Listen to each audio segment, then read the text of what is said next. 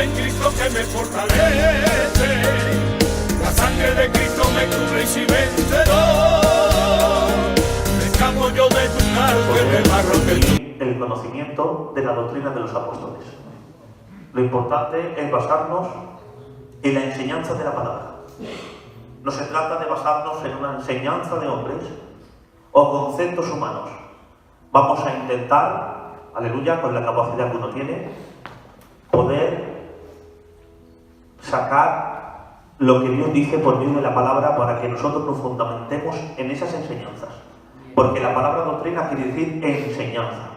Amén. Esas enseñanzas que Dios nos ha dejado para que nosotros vivamos conforme esas enseñanzas que Dios ha dejado estipuladas en su santa palabra. Gloria a Dios. En esta noche vamos a tocar el concepto de la salvación. Gloria a Dios. Vamos a hablar de la salvación de una manera resumida, no vamos a extendernos mucho, pero lo suficiente para que se pueda entender y todos nosotros tengamos una base de lo que sí creemos y de lo que no creemos. Gloria a Dios.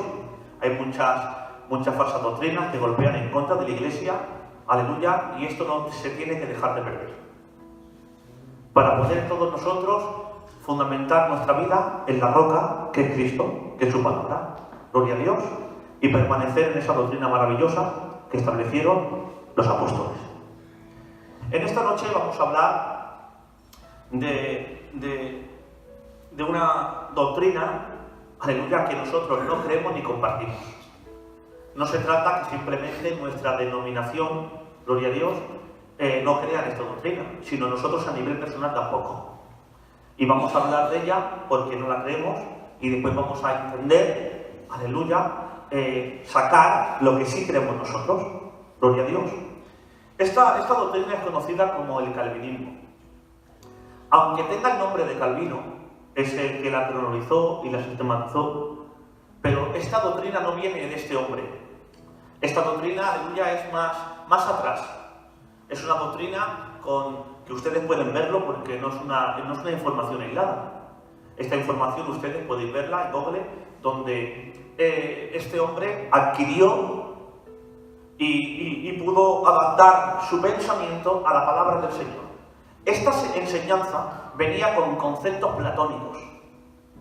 Platón del siglo III, un filósofo griego, había adaptado ese pensamiento y luego, más tarde, lo había adquirido Agustín de Hipona.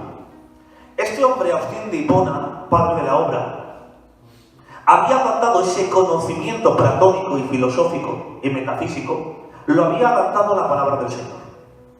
Ese concepto intentó encasillarlo en la palabra del Señor y luego, con el tiempo, ese concepto fue pasando a este hombre llamado Calvino. Que este hombre la sistematizó y la cronologizó, pero que este concepto venía no solamente de él, sino desde mucho más atrás. Era un concepto de los griegos, donde intentaron adaptar este conocimiento de lo que es la predestinación. Cuando este hombre llamado Jerónimo, muy afiliado a Agustín de Hipona, añadió en el concepto bíblico una palabra que no está. La palabra predestinación en Romanos 8:29 se encuentra en el original griego con la palabra proorizo. Este hombre, con un concepto calvinista, adaptó una frase de la cual no está escrita en los originales griegos. Hay una Biblia antigua llamada Códigos Nauticus. Todos ustedes la pueden ver, es la más antigua. Si usted se va directamente a esa Biblia, puede ver automáticamente que si usted clica esa palabra de Romanos capítulo 8, verso 29, y la lleva al apartamento de Google, automáticamente se traduce por la palabra proorizo, que tiene un significado totalmente diferente. Usted piensa que ese hombre, San Jerónimo, influenciado por la cultura de este hombre, añadió esta palabra predestinación a un texto donde los originales griegos no se encuentran. ¿Amén? Entonces, vamos a hablar un poquito de muchas... Es verdad que este hombre llamado Juan Calvino y trajo unas cuantas reformas, adaptó unas cuantas doctrinas, pero vamos a ver de algo que me pudo enseñar mi hermano Nelson en una biografía que se encuentra en internet, de una vida que tenía este hombre llamado Juan Calvino, no muy conocida, pero que está ahí. Vale, vamos a hacer una pequeña lectura. Biografía de Juan Calvino, Inquisición de Juan Calvino. Este hombre llamado Juan Calvino, teólogo francés, en la ciudad natal de donde era, llevó como 57 ejecuciones y 76 enfrascados. Dichos castigos por este hombre llamado Juan Calvino, dichos castigos se demostraron ser excesivamente violentos, y después de esto, en el 1546, ordenó la ejecución de 58 personas y el destierro de 75. Hizo censuras, castigos, encarcelamientos y ejecuciones en el año 1545. 20 hombres y mujeres fueron quemados vivos, acusados de brujería. Los castigos aplicados fueron a esa población de 1.600 habitantes 440 hombres y mujeres ejecutados. Tan horrible lo que este hombre llegó a hacer que pasaron por alto todo el bien que había hecho. Condenaron a este gran hombre reformador como un despiadado, cruel tirano, sin hablar de la posible ejecución que hizo con Miguel Servet, un médico español, en el 27 de octubre de 1553. Fue asesinado en llamas por enseñar otra doctrina diferente a la que Calvino creía. Calvino presidió en este castigo en espacio de 3 días o más para que este hombre tardara más en morir. Después de todo eso, a todo que podía, le quitaba las posesiones, ejecutó a quienes se oponían a sus doctrinas. Y después de esta información, vamos a dar una reflexión a la gente que siga este concepto de Calvino. ¿Detrás de qué concepto están siguiendo?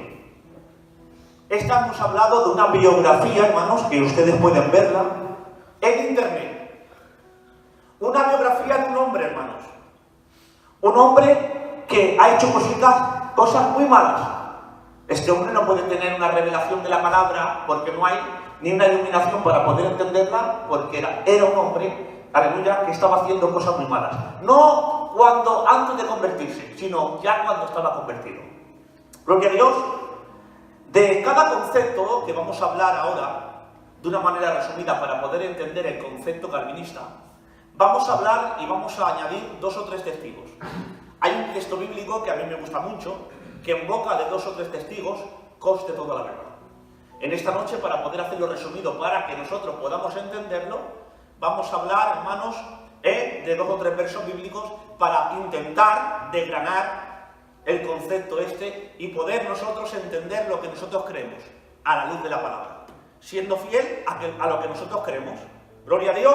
Amén. El comienzo, como hemos hablado, no nació en Calvino, sino son platónicas, o sea, de Platón, ¿vale? Adquiriendo estas enseñanzas de Agustín de Hipona, añadiendo este concepto metafísico y filósofo en las escrituras, donde más adelante en la Vulgata Latina, en la traducción, fue añadido esta palabra y este concepto.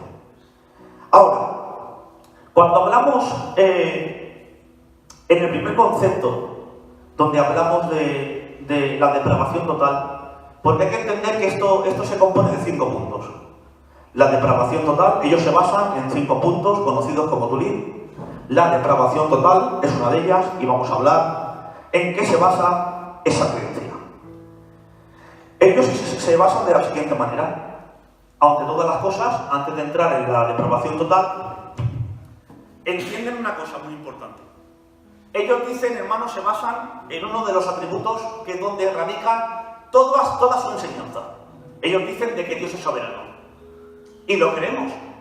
Pero vamos a desgranar, aleluya, y a intentar explicar dónde quieren aplicar esa soberanía. Gloria a Dios. Nosotros creemos en que Dios es soberano. Pero también es justicia. Amén. También es amor. Amén. También es misericordia. Amén. Y también es inmutable. Amén. Entonces, ahora lo explicaremos. ¿En qué se basa el primer punto del concepto del Tulid, conocida como depravación total? Ellos enfatizan en que la naturaleza moral humana del hombre tiene la necesidad de la gracia de Dios. O sea, que están totalmente tan depravados que no tienen la capacidad de elegir ni de tomar sus propias decisiones. Ellos no creen en el libre albedrío. Y esto, hermanos, nosotros no lo creemos. Este punto de la depravación total se compone de dos temas. Primeramente, el hombre depravado totalmente, y segundamente, en una regeneración anticipada para que el hombre pueda creer. Entonces vamos a hablar de lo que nosotros creemos. Nosotros creemos en una libre voluntad. Creemos donde el hombre tiene la libre decisión de tomar sus propios caminos. Cuando en Génesis capítulo 4 hay un verso bíblico que dice: si el bien hicieres no serás enaltecido, pero si no hicieres el bien, el pecado está a la puerta. Con todo esto, a ti será su deseo y tú te enseñorearás de él. Entonces nos está diciendo que este hombre tenía la libre decisión de atender a los deseos de la carne o de ser enaltecido resistiendo ese deseo. O sea, una voluntad para poder elegir su propio camino. La Biblia nos enseña, nos sigue diciendo en Deuteronomio capítulo 30, verso 30, que a los cielos y a la tierra había puesto como testigos. Y había puesto la vida y la muerte delante de ellos. Y ahora le dice: escoged. En el monte Gerizim, en el monte Ebal, Dios ha puesto, aleluya, las 6 tribus repartidas para darles el concepto de las bendiciones a la obediencia y las consecuencias a la desobediencia.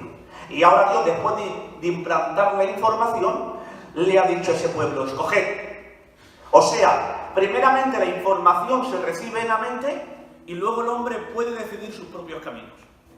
Es verdad que el hombre, aleluya, el pecado pecaminoso está en él.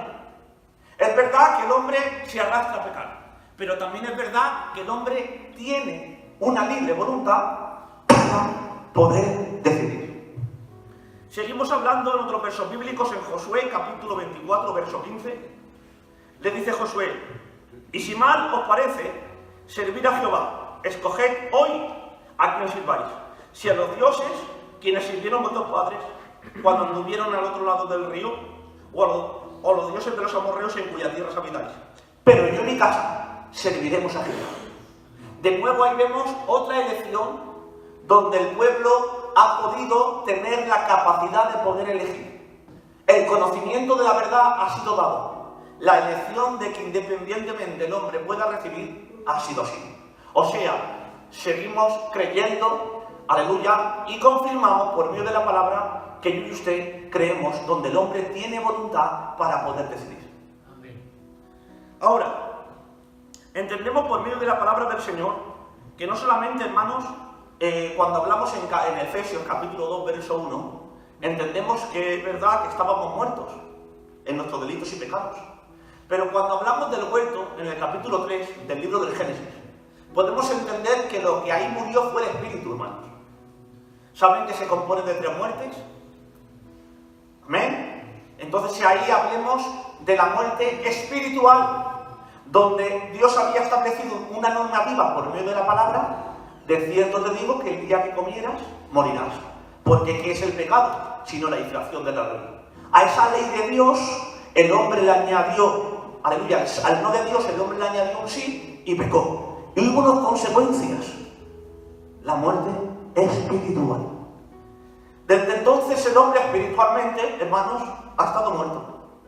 Pero sin embargo hemos entendido que, como bien entendemos por medio de la enseñanza, que Dios ha venido hacia nosotros, pero que nosotros hemos tenido la libertad de poder decidir y creer.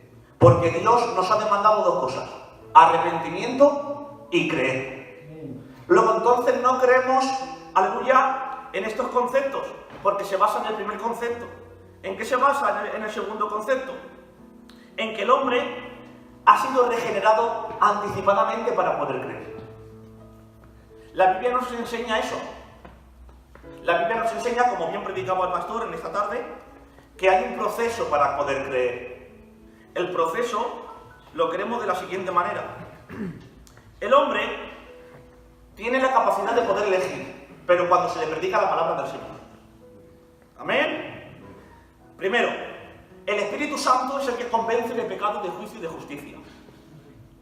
Juan capítulo 16, verso 8. Entonces el mensaje de la palabra del Señor hace que el hombre pueda ver por medio del convencimiento del Espíritu. Y dice otro texto bíblico, Romanos capítulo 10, verso 17. Así que la fe es por el oír, y el oír la palabra del Señor.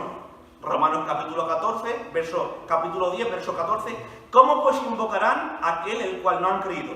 ¿Y cómo creerán en aquel de quien no han oído? ¿Y cómo irán sin saber que les predique? O sea, es necesaria la predicación de la palabra para que el hombre pueda creer, para que el hombre pueda recibir voluntariamente aquella salvación tan grande que Dios le ha ofrecido a toda la humanidad.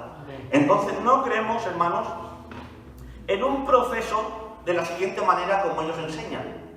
Ellos enseñan, este concepto enseña que el hombre tiene que ser regenerado antes para poder creer. Nosotros enseñamos que solamente son regenerados los que creen y se arrepienten. Primeramente la palabra es predicada, hermanos. Segundamente el hombre voluntariamente decide creer. Es una demanda que Dios le demanda. ¿Cree? ¿O acaso Dios le va a demandar a alguien que crea si él no puede hacer nada? Le demanda dos demandas: arrepentíos y creer. El hombre ahora cree, el hombre se arrepiente y luego viene el tercer paso que ellos lo toman como el primero: la regeneración, nuevo nacimiento. No es que el hombre primeramente es regenerado y luego segundamente el hombre cree y se arrepienta. No, nosotros creemos de la siguiente manera. Nosotros creemos que el mensaje de la palabra es enviado, que el Espíritu Santo convence de pecado, de juicio y de justicia, que el hombre tiene la capacidad de creer o de rehusar creer, aleluya, y que esa creencia te puede servir y te sirve si crees en Dios, y te arrepientes de tus pecados, de que el hombre es regenerado. Y vamos a hablar de unos versículos bíblicos. En Efesios capítulo 1, verso 13, dice: en él también vosotros, habiendo oído la palabra de verdad, primero, el evangelio de vuestra salvación, y habiendo creído en él, fuisteis sellados con el Espíritu Santo de la promesa. En Efesios capítulo 1, verso 13, nos habla del proceso correspondiente. Primero, habiendo oído la palabra. Segundo, habiendo creído en él. Tercero, fuisteis sellados con el Espíritu Santo de la promesa. Si te das cuenta, en este proceso no va el primero ser sellado, luego haber creído y luego escuchar la palabra. No, primeramente escuchasteis la palabra, segundamente creísteis en él y terceramente fuisteis sellados. Segundamente, Marcos capítulo 16, el que creyera y fuere bautizado, este será salvo. Aquí no está hablando del bautismo de las aguas, sino del bautismo del Espíritu. Primeramente nos dice el que sea bautizado y creyera, sino de nuevo podemos ver de la manera que nosotros creemos. Primeramente el que creyera, y luego fuera bautizado, este será salvo. Es el proceso que nosotros creemos. Ahora hay otro versículo bíblico en Hechos capítulo 10, verso 44, que ahora podemos entender en este versículo bíblico, donde Dios le ha placido, porque así ha sido el propósito de Dios, de que toda la humanidad tenga la oportunidad de que el hombre que crea en él no se pierda, más tenga vida eterna. Ahora había un hombre llamado Cornelio, conocen la historia, todos estaban esperando allí en casa, donde han hecho llamar a Pedro, y estaban esperando el primer proceso, que Pedro les predicara la palabra. Allí estaban todos esperando en casa de Cornelio, hermanos. Ha llegado, le ha explicado a Cornelio la visión, ya conocéis la historia, y ahí Pedro ha empezado a predicar la palabra de Cristo, lo que Dios había hecho, de qué manera había muerto por la humanidad y el propósito de la salvación para con ellos. Y ahora dice, en Hechos capítulo 10, verso 44, el primer proceso fue todos oyendo la palabra. No fueron regenerados sin oír la palabra. Primeramente estaban todos esperando a ver lo que Pedro decía. Empezó Pedro a predicarles la palabra de la salvación, y cuando ya Pedro estaba acabando, que ya lo habían escuchado, dice Hechos capítulo 10, verso 44. Y mientras aún hablaba Pedro estas palabras, el Espíritu Santo cayó sobre todos los que oían el discurso.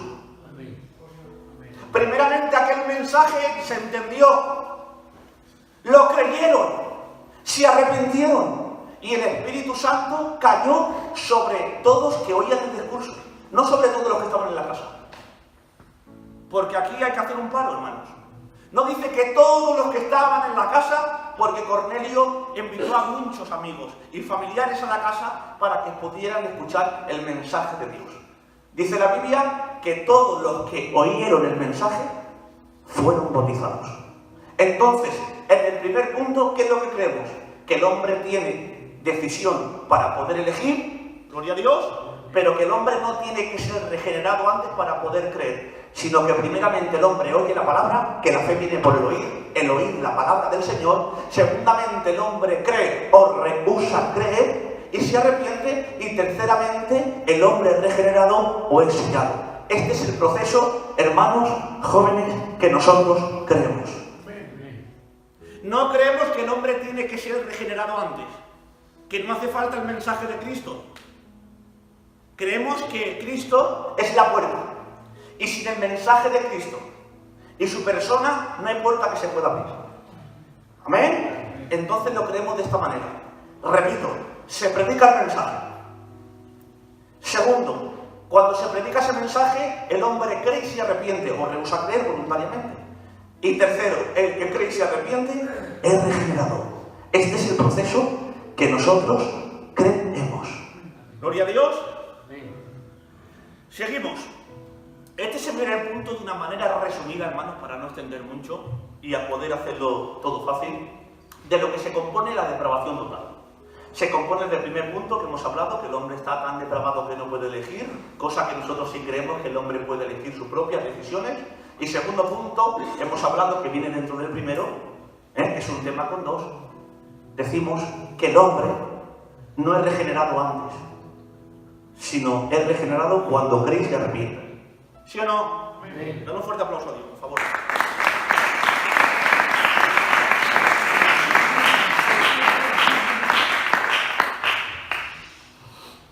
Este es el primer detalle de la depravación total. Gloria a Dios. Luego está el punto 2. Elección incondicional. ¿Sí? Ellos hablan que Dios ha elegido, para resumir el concepto, a una clase de personas para salvarlas y a otras las ha dejado. Una explicación que ellos dan a esto, decían, un teólogo que creía en el calvinismo, decía que Dios había entrado a un juicio donde todo el mundo era condenado y a uno, por su gracia, Él lo ha salvado. Y esta es la explicación que ellos daban. Pero sin embargo vamos a entender que nosotros no creemos en una elección a la salvación independientemente o incondicional. Esto no lo creemos. Ellos se basan en unos cuantos pasajes bíblicos, por ejemplo, el de Abraham, cuando salió de Mesopotamia, de uno de los caldeos, en el capítulo 12 del libro del Génesis, hablando que lo llamó a la salvación. Pero más que un llamado a la salvación, es un llamado a un propósito. Eso sí que creemos nosotros. Lo llamó diciéndole: en tu simiente serán benditas todas las naciones de la tierra. Nosotros creemos en una elección en cuanto a propósito. No creemos que Dios a unos salva y a otros no. Una de las bases donde ellos también se basan, a Jacob amé, a Saúl aborrecí, y está hablando de donde venía la dinastía de Judá. No está hablando en cuanto a aborrecer, en cuanto a salvación, sino en cuanto a propósito. Gloria a Dios. Ahora, ellos se basan y engrandecen pues el atributo de Dios. Como Él es soberano, y ahí lo aplican todo. Pero ¿cómo es que Dios salva a unos y a otros no? ¿Por qué Dios le da la oportunidad de salvar a unos y a otros no? ¿Por qué Dios, por ejemplo, a usted le da la salvación de que usted sea salvo y elegido, y a mí permite que yo me vaya al infierno? Yo no veo ahí ninguna injusticia, ninguna justicia, ningún amor. Ya, pero Dios es soberano. Ya, pero es que no podemos separar el atributo de Dios, que es soberano, que yo lo creo, no podemos separarlo de los otros atributos que envuelven la divinidad de Dios. ¿O acaso un atributo atenta contra otro? ¿O acaso en la persona de Dios hay un atributo más grande que otro? No, todos los atributos de Dios son infinitos. Gloria a Dios. Es verdad, Él es soberano, pero también es justicia, y también es misericordia, y también es benigno. Gloria a Dios. Y también es amor. Entonces no podemos engrandecer el atributo de la soberanía para aplicar nuestro concepto. Y vamos a explicarlo el porqué. Más que todas las cosas, vamos a entender si ellos se basan en este concepto, que hay momentos donde Dios ha utilizado sus atributos. La palabra atributos quiere decir cualidad de un ser, en este caso del ser de Dios. Estos atributos de Dios incomunicables, Dios los ha utilizado en momentos específicos de su vida. Ejemplo, Dios es omnipotente. En Éxodo capítulo 15 dice que cuando estaba el Mar Rojo delante, Jehová sopló, hizo dividir el Mar Rojo. Ahí utilizó, en ese momento específico de la vida de los hebreos, utilizó un atributo llamado omnipotencia. Cuando le dice Dios que iba a estar con ellos, al pueblo de Israel, caminando con ellos en todo momento en el desierto, utilizaba otro atributo, la omnipresencia.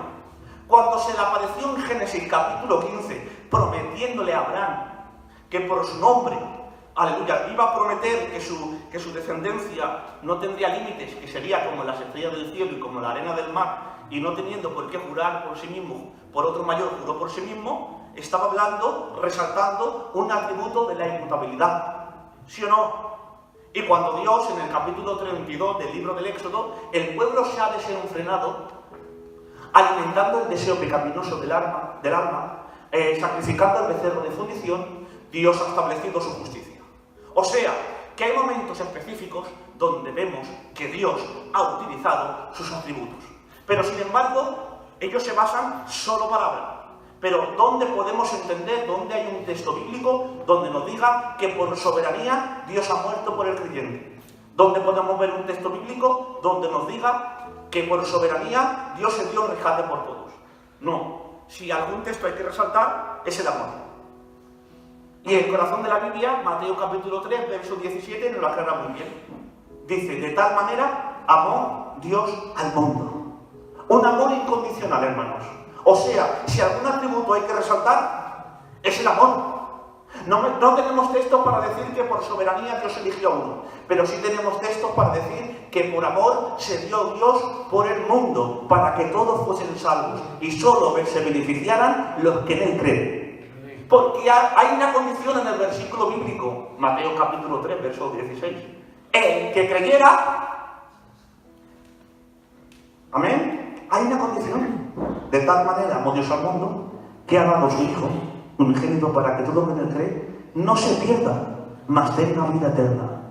Para poder alcanzar esos dos beneficios hay una condición: creer. El que no cree no se puede beneficiar de no perderse y de alcanzar la vida eterna. O sea, entonces no se trata de una elección incondicional.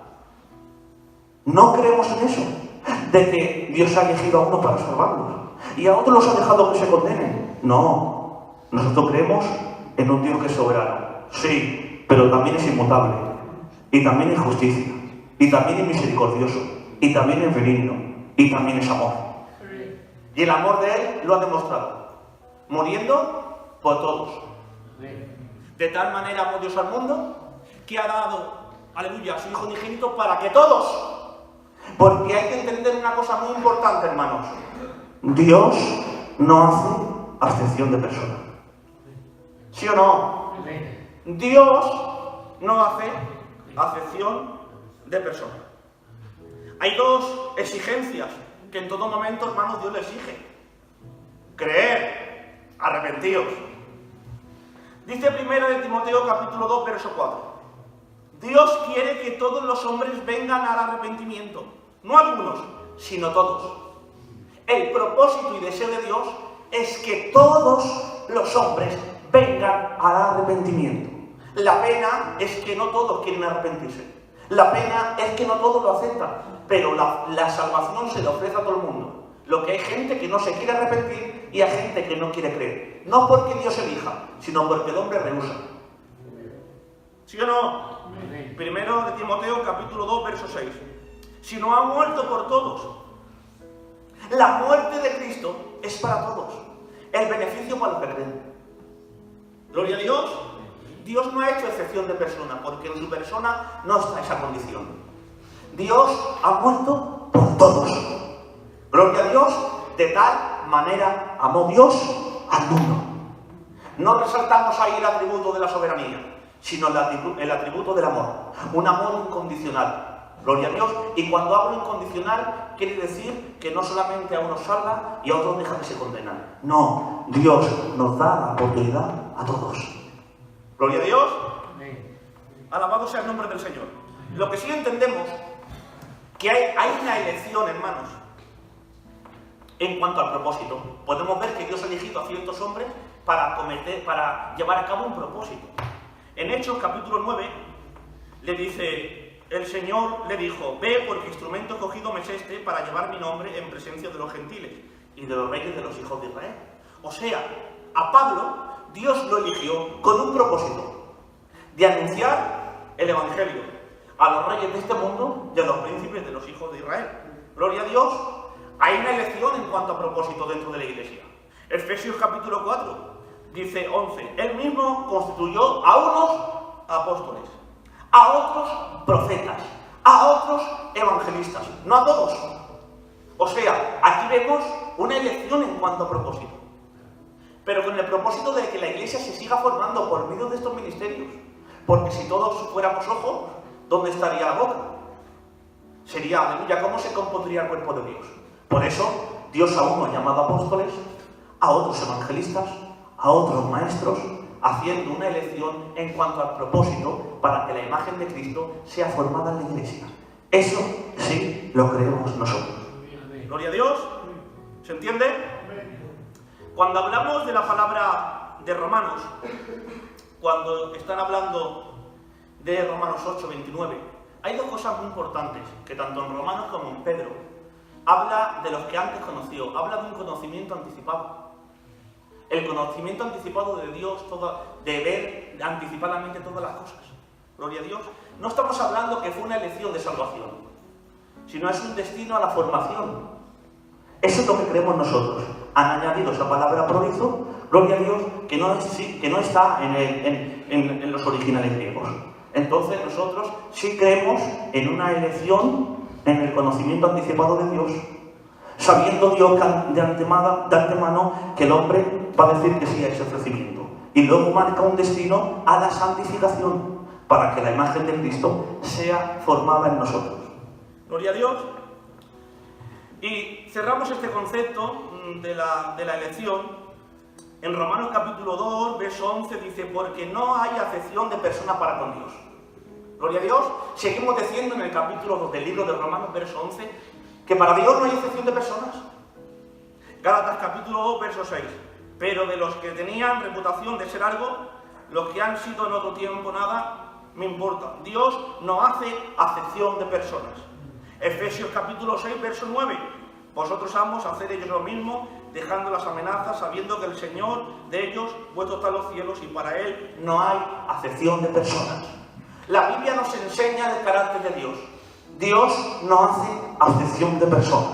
Y si Dios no hace excepción de personas, yo y usted no debemos creer que a uno se elige y a otros no. Si la naturaleza de Dios no hace excepción de personas, ¿por qué nosotros vamos a creer en que Dios a uno elige y a otro deja que se condene? ¿Sí o no? Fuerte el aplauso que es para Dios.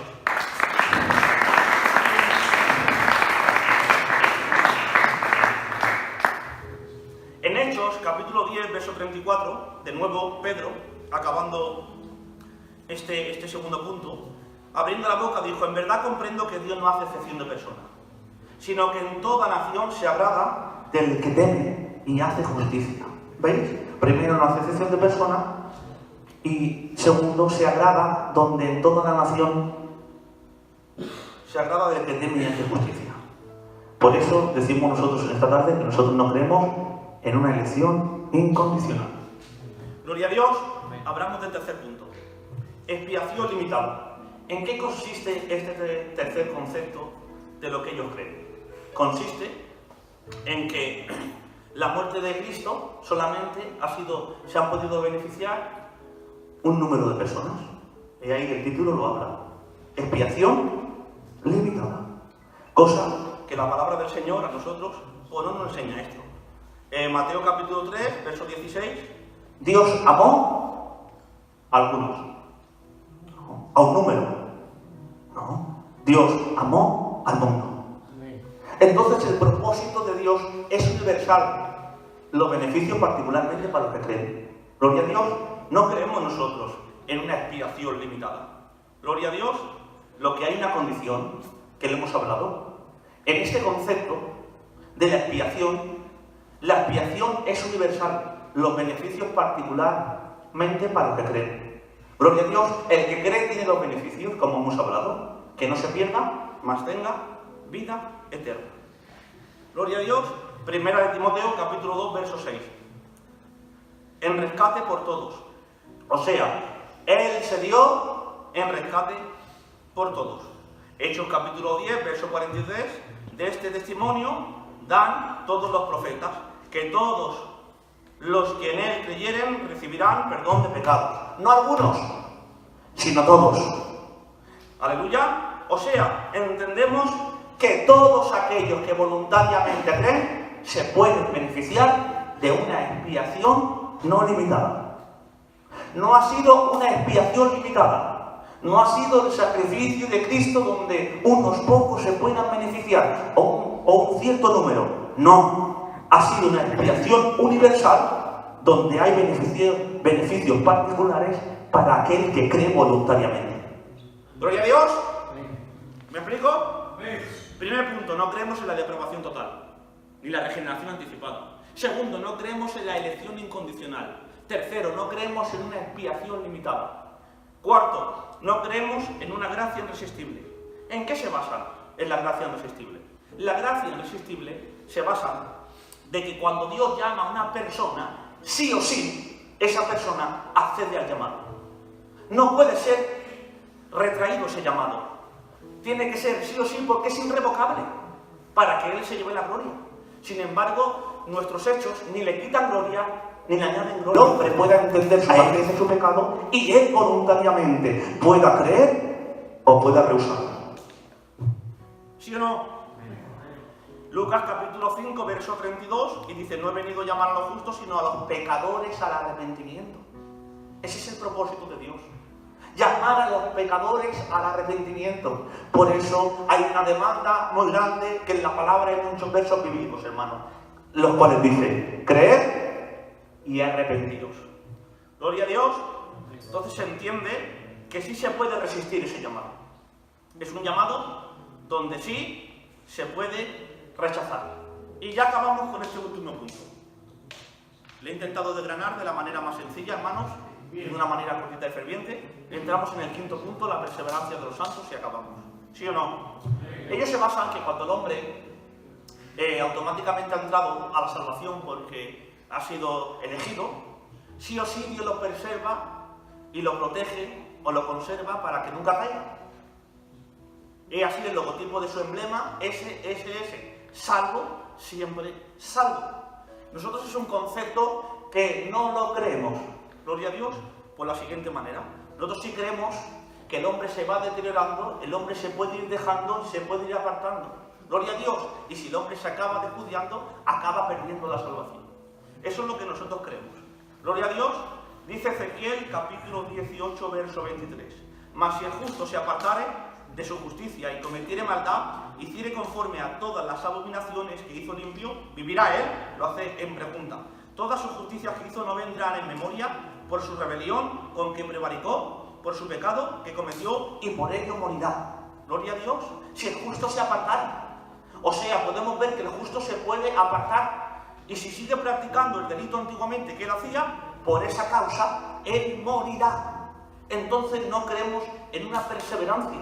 Creemos que el hombre está firme en la vocación de la cual se ha elegido por voluntad propia, pero si el hombre se va descuidando, se va apartando y se va alejando de las cosas del Señor, puede llegar a perder la salvación.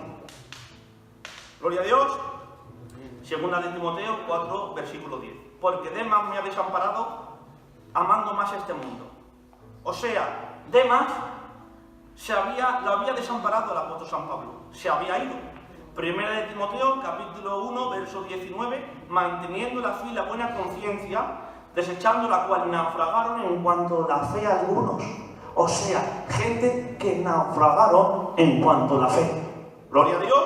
Primera de Timoteo, capítulo 1, verso 20, de los cuales son Himeneo y Alejandro, a quienes se entregué a Satanás para que aprendan a no blasfemar. Dos personajes, los cuales están sus nombres escritos en la palabra del Señor, los cuales naufragaron, oh, aleluya, se desviaron de la fe, se perdieron. Gloria a Dios.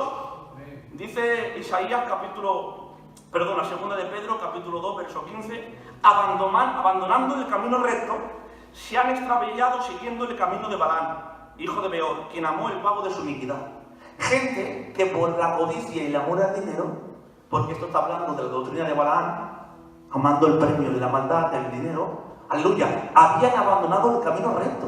O sea, que estuvieron en el camino recto, pero por amar, aleluya, por seguir la doctrina de Balaam, se apartaron del camino recto.